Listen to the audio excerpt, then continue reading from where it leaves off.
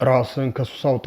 ጊዜያቸውን ሁሉ በጾምና በትጋት ያሳለፉ የትንሣኤው ምዕመናን በዘፈን ይደንሳሉ ብለህ አትጠብቅ። በሰሚ የሰማኸውን የማታውቀውን ነገር ከምታዜም ማታ ማታ የምታመሽበትንና የምታውቀውን ብትሰራ ይሻላል። ይህ ሁሉ ንግግር ከረዳት ፕሮፌሰር ነብዩ ባዬ ለቴዲ አፍሮ ከአዲሱ አልበም ጋር ተገናኝቶ የተደረገ የስድብ ናዳ ነው።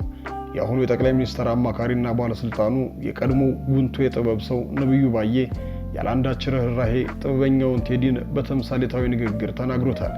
ቴዲ አፍሮ አልበሙ ሊወጣ እንደሆነ ከታወቀበት ጊዜ ጀምሮ በርካታ ፈተናዎች ገጥመውታል። አልበሙን የገዛው ካምፓኒ ሁሉን ሰርዟል። ጋዜጣዊ መግለጫው እንዳይደረግ ተከልክሏል። የሚዲያ ዘመቻዎች ተከፍተዋል። ሌላም ከዚህ የከፉ ነገሮች እየተከሰቱ ነው። ሁሉንም አዘጋጅተነዋል። ቪዲዮውን እስከ መጨረሻው ተከታትላችሁ ሐሳባችሁን በኮሜንት ቪዲዮውን ላይክ፣ ቻናሉን ሰብስክራይብ እያደረጋችሁ አብራችሁን ዝለቁ።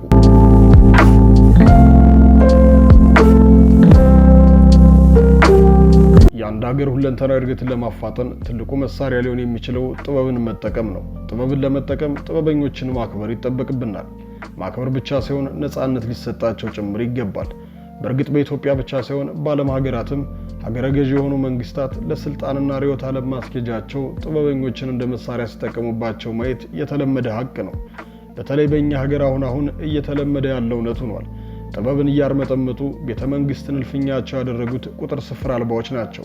የጥበብ ሰው ከየትኛውም ብሔር፣ የፖለቲካ ፓርቲም ሆነ ሃይማኖት ገለል ብሎ ለማህበረሰቡ እድገት ይሆናል የሚለውን በጥበብ እያዋዛ ይገልጻል። ህዝብ ሲበደልም ከህዝብ ጎን ቆሞ የህዝብን ህመም ተደራሽ ያደርጋል።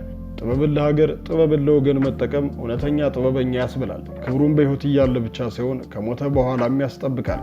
የአሁኑ አርቲስቶቻችን ሆዳደሮች ከሆኑ ሰንበትበት ብለዋል።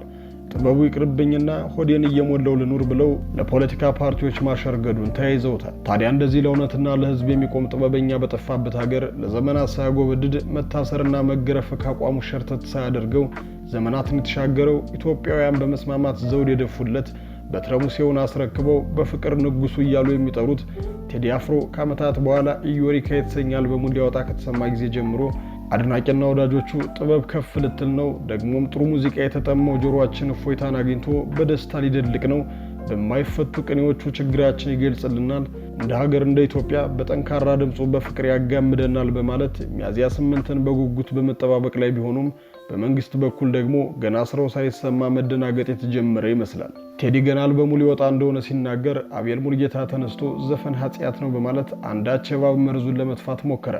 ህዝብ ተረባርቦ ድምጥማጡን አጠፋው።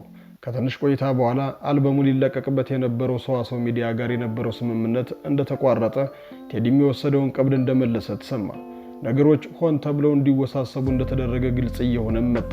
ታዲያ የትኛውም አርቲስት አልበም ሲያወጣ ጋዜጣዊ መግለጫ መስጠት የተለመደ ጉዳይ ከሆነ ሰንበትበት ብሏል። የጋዜጣዊ መግለጫ ላይም በርካታ ጋዜጠኞችና ሚዲያዎች ፕሮግራሙን ያሰራጫሉ። ቴዲም ይህን አልበም ጋዜጣዊ መግለጫ ከአርቲስት ቲቪ ጋር በቀጥታ እንዲያሰራጨው ስምምነት ላይ ተደርሶ ነበር። ነገር ግን ባለቀ ሰዓት ቴሌቪዥኑ እንዳያስተላልፈው እገዳ ተጥሎበታል። ከዚህ ጋር ተያይዞ ዛሀበሻ በፌስቡክ ገጹ እንዲያስነብቦናል።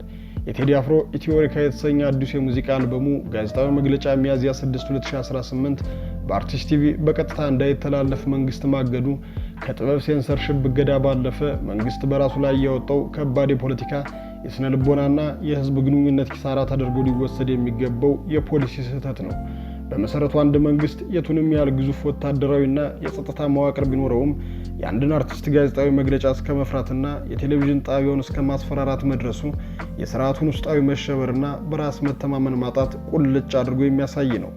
ይህ አይነቱ እርምጃ መንግስት የሀሳብና የፕሬስ ነፃነቱን አከብራለሁ እያለ የሚነዛውን ፖለቲካዊ ትርክት ሙሉ በሙሉ ገደል የሚከትና የህዝብ አመኔታን በከፍተኛ ደረጃ የሚያሳጣ ነው። መንግስት ይህንን እገዳ በመጣሉ ከሚያስተናግዳቸው ኪሳራዎች ውስጥ በዋነኛው በፖለቲካው ዓለም የስትራሳይድ ኢፌክት በመባል የሚታወቀው የተገላቢጦሽ ውጤት ማምጣቱ ነው። ቴዲ አፍሮ በኢትዮጵያ የሙዚቃ ታሪክ ውስጥ ከፍተኛ ተጽዕኖ ፈጣሪና በሚሊዮኖች የሚቆጠር አድናቂዎች ያሉት አርቲስት እንደመሆኑ መግለጫውን ማፈን አልበሙ እንዳይወጣ ወይም ሀሳቡ እንዳይሰማ አያደርግም። ይልቁንም አልበሙን ከሙዚቃ ስራነት አልፎ የትግል የነፃነትና የብሶት ተምሳሌት እንዲሆን ያደርገዋል። መንግስት በከለከለውና ባገደው ቁጥር የህዝብ የማወቅ ጉጉትና ስሜት እጅግ የናረ ይሆናል። በዚህም መንግስት ራሱ ሳያውቀው ለአልበሙ በቢሊየን ብር ቢያወጣ የማይገኝ ማስታወቂያና የህዝብ ንቅናቄ በነፃ እየሰራለት ይገኛል። የጥበብ ስራን በማፈን የህዝብ ልብ ማሸነፍ እንደማይቻል ታሪክ ደጋግሞ ያስተማረ ቢሆንም ይህ እርምጃ መንግስት ከታሪክ አለመማሩን በጉልህ የሚያሳይ ነው። በሌላ በኩል ይህ እርምጃ ሀገሪቷን ካለችበት እጅግ ውስብስብ የጸጥታና የማይክሮ ኢኮኖሚ ቀውስ አንጻር ሲታይ መንግስት የፖለቲካ ካፒታሉን በማይረባና አላስፈላጊ የውጥረት ግንባር ላይ እያባከነ መሆኑን ያሳያል። መንግስት የህዝብ ኑሮ ውድነትን ማቅለልና የጸጥታ ችግሮችን መፍታት ዋነኛ የትኩረት አቅጣጫው ሊሆን ሲገባው ከአንድ በህዝብ የተከበረ ድምፃዊ ጋር የፖለቲካ ትንቅንቅ ውስጥ መግባቱ በተለይም ወጣቱ የህብረተሰብ ክፍል ይበልጥ እንዲያመጽና በመንግስት ላይ የጥላቻ ስሜት እንዲያዳብር ይገፋፈዋል። አርቲስት ቲቪ የመሰሉ የግል ሚዲያዎች ላይ የሚደረግ ቀጥተኛ የጣልቃ ገብነት ጫናም በሀገሪቱ ውስጥ የሚዲያ ነጻነት ህልውና ምን ያህል አደጋ ላይ እንደወደቀ ለዓለም አቀፍ ማህበረሰቡም ሆነ ለሀገር ውስጥ ታዛቢዎች በይፋ የሚያረጋግጥ ነው። በአጠቃላይ መንግስት የቴዲ አፍሮን መግለጫ በማገዱ ያስቀረው ነገር ቢኖር የአንድ ቀን የቴሌቪዥን ስርጭት ብቻ ሲሆን ያጣው ነገር ግን የህዝብ ክብር፣ የዲሞክራሲ ስርዓት ገጽታውን እንዲሁም የህግ የበላይነት ተገዥነትን፣ ይህም ለስርዓቱ የረጅም ጊዜ ፖለቲካ ህልውና እጅግ አደገኛ የሆነ መዋቅራዊ ኪሳራ ነው። ታዲያ ቴዲ አፍሮ ስራውን እንዳያወጣና ነገሮች ታፍነው እንዲቀሩ ከዚህም በላይ በርካታ ጫናዎች እየተፈጠሩ እንደሆነ እየተሰማ ይገኛል። ቴዲ አፍሮም አንዴ ለህዝቡ ቃል ገብቻለሁና ማድረግ ያለብኝን ነገር ሁሉ አድርጌ ሙዚቃውን በራሴ ዩቲዩብ ቻናል ለቀዋለሁ በሚለው አቋሙ ጸንቷል። በህዝብ ዘንድ የተለየ አቀባበልና መወደድ የተቸረው ቴዲ አፍሮ ሌሎች አልበም ሲወጡ በሚያስተዋውቁት ልክ ማስተዋወቅ አልተጠበቀበትም። ራሱ አድናቂዎቹ አልበሙ ከመውጣቱ ቀደም ብለው የማስታወቂያ ስራውን እያጧጧፉት ይገኛሉ። የዩቲዩብ ቻናሉም ቅድመ ሰብስክራይብ ጀምረዋል። ዓለም የሚስማማበት አንድ የማርኬቲንግ እሳቤ አለ፣ የባድ ፕሮሞሽን ኢዝ ግሬት ፕሮሞሽን የሚል። መንግስትም የቴዲን አልበም እንዳይወጣ በተለያዩ መንገዶች እንቅፋት ለመሆን በሚሞክርበት ጊዜ የበለጠ አልበሙ እንዲሰማና ሰውም ምልክ እንዲይዘው ምናልባትም ቴዲን የማይወድ ሰው ቢኖር እንኳን መንግስት በዚህ ልክ የፈራው ምን ቢኖረው ነው ብሎ እንዲያደምጠው እድልን ይፈጥርለታል። በሌላ አገላለጽ ስራው የበለጠ ወደ ህዝብ ተደራሽ እንዲሆን በመንግስት በኩል እየተደረጉ ያሉ ነገሮች ለቴዲ በጎ ነገርን ይዘው ይመጣሉ የሚለው ድምዳሜ ለእውነት የቀረበ ይሆናል። በዚህ ጉዳይ እጅግ የሚያሳዝነውና ከጥበብ ወጥቶ ጥበብን የሚጎነትለው ከዓመታቶች ቀደም ብሎ ለጥበብ ከተሰጡ ገጸ በረከቶች መካከል የሚመደበው ረዳት ፕሮፌሰር ነብዩ ባዬ ቴዲ አፍሮን እየተቸ መምጣቱ እጅግ የሚያሳዝንና የብዙሃኖች መነጋገሪያ እንዲሆን አድርጎታል። ፕሮፌሰር ነብዩ ባዬ ሲምቦሊክ ወይም ተምሳሌታዊ በሚባል ያጻጻፍ ዘዴ መልእክታቸውን በተዘዋዋሪ ለቴዲ አድርሰዋል። በጾም ያሳለፈ የትንሣኤው ምዕመናን በዘፈኔ ይደንሳሉ ብላ አትጠብቅ። ረዳት ፕሮፌሰር ነብዩ ባዬ። ረዳት ፕሮፌሰር ነብዩ ባዬ ለቴዲ አፍሮ የሚከተለውን መልእክት አስተላልፈዋል። የሼፍሊድ ዌንዝዴይ ደጋፊ ከሆንሽ ለትንሣኤ የሼፍሊድ ዋንጫ ዘፈን አውጥተሽ የአርሰናል፣ የሊቨርፑል፣ የማንቸስተር ሲቲ ብሎም የሁሉም ሊግ ቡድኖች ደጋፊዎች እንዲሁም ጊዜያቸውን ሁሉ በጾምና በትጋት ያሳለፉ የትንሣኤው ምዕመናን በዘፈኔ ይደንሳሉ ብለሽ ከጠበቅሽ ዓለሙንም ኳሱንም በሰመመን የምታዩ ማለት ነው። ኳስ ጨዋታው በሚታይበት ቀን ቀን እየተኛሽ ማታ ማታ በስካር መንፈስ በምታዩ የሃይላይትና የጨዋታ ዘገባ ተመስርተሽ ስለ ሊጉ ቁርር በሚል ድምፅ ለመተንተን እንዳትሞክሪ ኳስ አዋቂዎች ይመክራሉ።